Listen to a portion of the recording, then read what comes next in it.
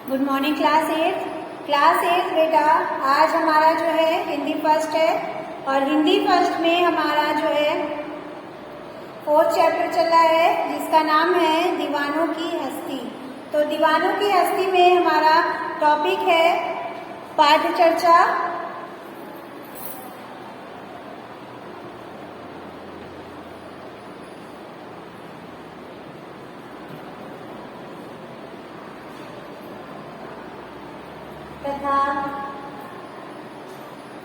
पाठ चर्चा तथा शब्दार्थ। ठीक है, तो बेटा पहले की क्लास में हम लोग ने जो दीवानों की हस्ती में कविता है उसकी भगवती चरण वर्मा जी द्वारा जो लिखी गई हैं इनकी कुछ पंक्तियों के हम लोग ने अर्थ जान लिए थे। अब जो है हमारा 2 अर्थों को हम लोग ने कर लिए थे। अब हम लोग तीसरा, चौथा, पांचवा और छठा करेंगे। तो तीसरा वाला देखिए क्या है, किस ओर चले यह मत पूछो, चलना है बस इसलिए चले। कवि कह रहे हैं किस ओर चले ये मत पूछो, मतलब कि हम किस ओर जा रहे हैं ये मत पूछो, बस चलना है इसलिए चले। हमको चलना है इसलिए हम चले। ठीक है, जग से उसका कुछ लिए चले, जग को अपना कुछ दिए चले। जो जग है, संसार है, उससे कुछ लेकर चले और संसार को कुछ अपना हम देकर चले, जैसे कि खुशियाँ। ठीक है, तो जग के दुख हम लेकर चले, उनकी बातें सुनते हुए उनको खुशियाँ दे के चले। आगे देखिए, 2 बात कही 2 बात सुनी, कुछ हंसे और फिर कुछ रोए, छक छक सुख दुख के घूंटों को हम एक भाव से पिए चले। 2 बात कही, 2 बात हमने कही, 2 बात उसने सुनी। तो कुछ हंसे, कुछ तो मेरी बातों पे हंसे और कुछ रोए, छक छक सुख दुख के घूंट पिए। मतलब जिस तरह से हम लोग ने छक कर पानी पी लेते हैं उसी तरह के से छक छक हम लोग ने सुख दुख के घूंट पिए। हम एक भाव के पिए चले, मतलब हम सब एक भाव से पिए हुए चले। तो बेटा इसका अर्थ जो है हम लोग लिख लेते हैं।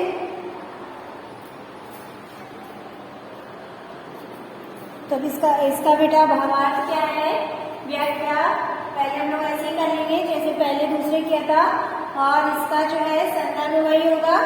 तो व्याख्या क्या है, खुशियों से वंचित दिव्यांगों की, दुनिया में जीने वालों की, के यहाँ पूछने पर कि वे लोग किस ओर जा रहे हैं, उसने मस्ती में दीवाने कहते, उनसे मस्ती में दीवाने कहते कि यह तो पूछो मत कि हम कहाँ चले।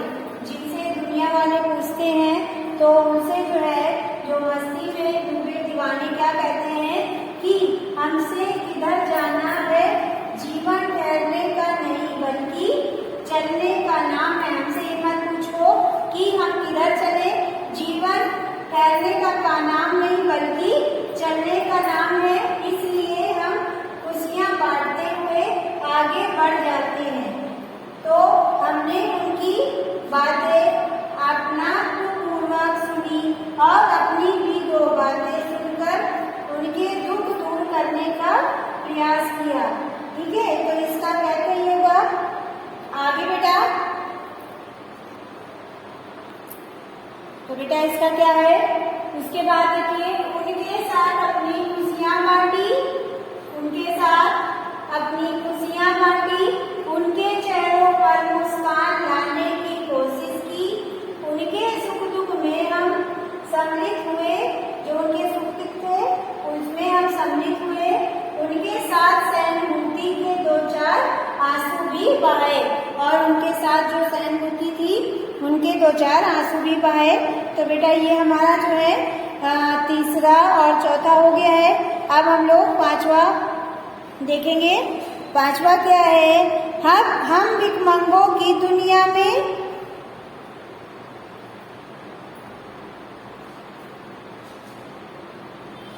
भिखमंगों की दुनिया में स्वच्छंद लुटाकर प्यार चले, हम एक निशानी सी उड़ पर ले असफलता का भार चले, अब अपना और पराया क्या, आबाद रहे रुकने वाले, हम स्वयं बांधे थे और स्वयं हम अपने बंधन तोड़ चले।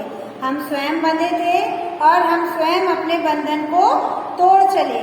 तो यहाँ पे जो कवि क्या बता रहे हैं, हम उन भिखमंगी दुनिया में जो भिखारी लोग हैं, मतलब कि जो दुनिया है जो मस्ती में नहीं है, मस्त मौला नहीं है और खुशियों को नहीं बांटे हुए हैं, ऐसी दुनिया के स्वच्छ लुटा कर चले, यानी कि ऐसी दुनिया के ऊपर हम अपना सब कुछ लुटा कर चले, हम एक निशानी सी उड़ पड़े, मतलब हमारी जो एक निशानी है वो उस पर पड़े, जो हमारी खुशियाँ हैं, जो मस्त मौला वाली जो भावनाएं हैं, वो उस दुनिया पर यानी कि उस भिखमंगी दुनिया पर पड़े और वो हमारी तरह खुश रहें और मस्त मौला रहें। ठीक है, तो इसका भावार्थ बेटा क्या है, देख लीजिए।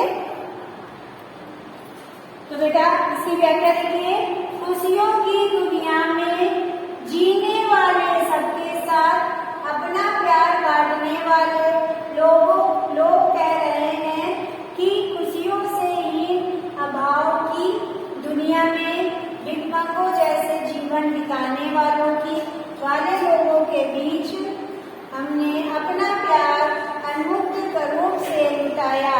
अपना प्यार यूं लुटाने, खुशियाँ बांटने के बाद हम उनके भिखमंगे को अभावग्रस्त जीवन को पूरी तरह से खुशहाल नहीं बना सके, उनके जीवन को अपना जीवन जैसा मस्ती से भरपूर नहीं बना सके। ठीक है, आगे क्या कहते हैं, तो बेटा आगे देखो, इस असफलता को हमने भार मानकर एक अमिट निशानी के रूप में अपने हृदय पर अंकित कर लिया है, अर्थात यह असफलता हमें दुखद लग रही है क्योंकि वे आगे बताते हैं कि हमारे लिए कोई अपना या पराया नहीं है, हम सभी को एक भाव से देखते हैं, हम अपने परायेपन की भावना से ऊपर उठ चुके हैं,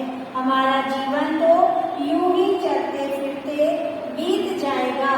हमारी अभिलाषा है कि जो जहाँ रुककर जीवन व्यतीत कर रहा है वह वहाँ पर हंसता और फलता फूलता रहे। ठीक है,